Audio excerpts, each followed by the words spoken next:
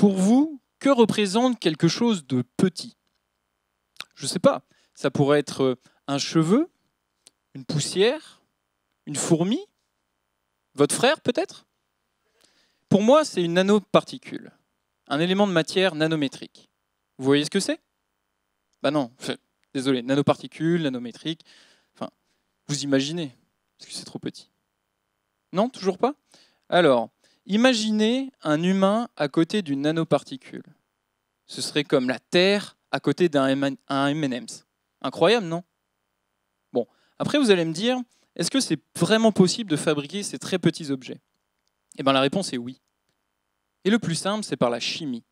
Et ils sont forts, les chimistes. Ils arrivent à créer des paquets entiers de M&M's, c'est-à-dire des nanoparticules d'une seule taille, d'une seule forme et d'une seule phase cristallographique. C'est-à-dire comment on ordonne les atomes les uns côté des autres. Une seule couleur de M&M's en somme. Bon, le problème, c'est que ces nanoparticules-là, elles sont poilues. Les chimistes utilisent des molécules qui s'accrochent à la surface des nanoparticules. Et moi, dans ma thèse, je veux des nanoparticules imberbes, sans rien à la surface, qui seraient utiles dans des applications comme en médecine, pour lutter contre le cancer, ou pour lutter contre la pollution en les mettant dans les pots catalytiques de nos voitures, et même dans les énergies renouvelables en les mettant dans les cellules solaires.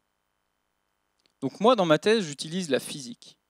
Et dans mon travail, je suis un peu comme dans Star Wars. Eh oui, encore. Mais du côté obscur de la force. Eh oui, encore. J'utilise mon étoile de la mort pour venir détruire une planète dans l'espace. Rien que ça. Non, en fait, c'est moins glamour.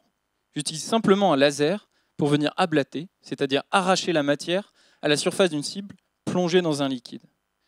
Ça fait comme une énorme explosion. Les atomes et les molécules sont projetés partout. Ils s'entrechoquent, se percutent, s'assemblent, se regroupent. La matière vole dans tous les sens. Puis ralentit, plane et flotte dans le liquide.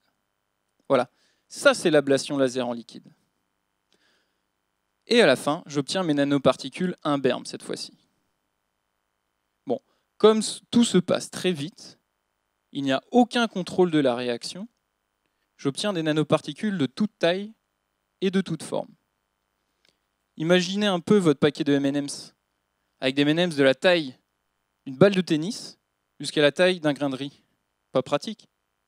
Donc dans ma thèse, j'essaye de comprendre ce qui se passe lors de cette explosion. Comment la matière vient former ces nanoparticules et au final essayer de fabriquer des particules uniformes. En gros, je suis Dark Vador qui fabrique des M&M's.